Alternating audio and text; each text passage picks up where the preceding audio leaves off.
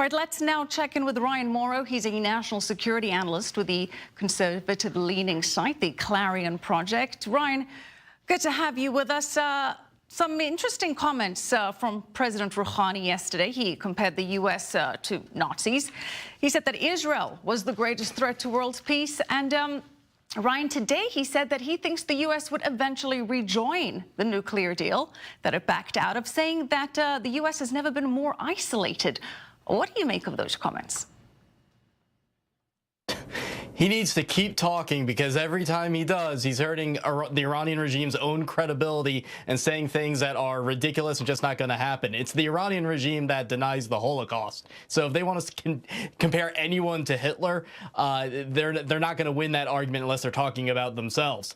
But I think in terms of the comments made by the Iranian regime, and also really some of the press coverage about European and Russian defiance of the United States, let's be clear. Any business and any government, if they have to choose between entering the American economy or the Iranian economy, they are going to choose the Americans. As they may resist for a little while, even for the sake of their own pride, but they're going to cave. And so I would like to see some more comments, particularly from President Trump. And he had good comments, but he should really highlight how businesses are fleeing Iran. And if you side with the Iranian regime, you are siding with a loser. You're going to pay a price, and you're going to be very embarrassed over the short term.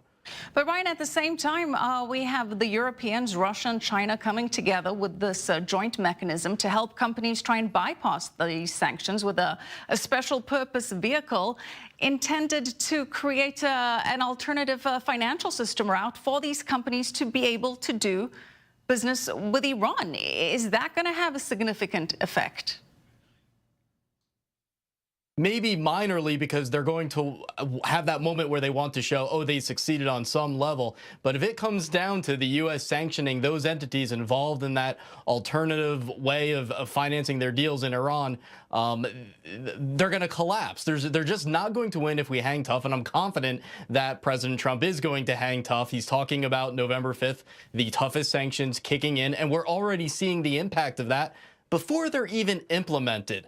I would also like to see more attention being brought to the fact that the Iranian people are essentially rebelling against the regime. And so if you choose the Iranian regime, you are betraying the Iranian people. It's not just about defying the United States, defying Israel. If you side with the Iranian regime, you are choosing blood money over the well-being of innocent Iranians, and we should talk about that loudly so the whole world hears. And by the way, I also think the U.S. government, if the other side, like our supposed allies, want to play dirty with all of this, well, if there's a company financing a politician or there's corruption going on over there that's leading to their embrace of Iran, let's talk about it. The president and top officials should tell every newspaper about it. Right. And Ryan, to your point, the president certainly calling out the Iranian regime's oppression of its people, and the Europeans are looking the other way on that one. Ryan, Mauro, thank you. As always, appreciate it. Thank you.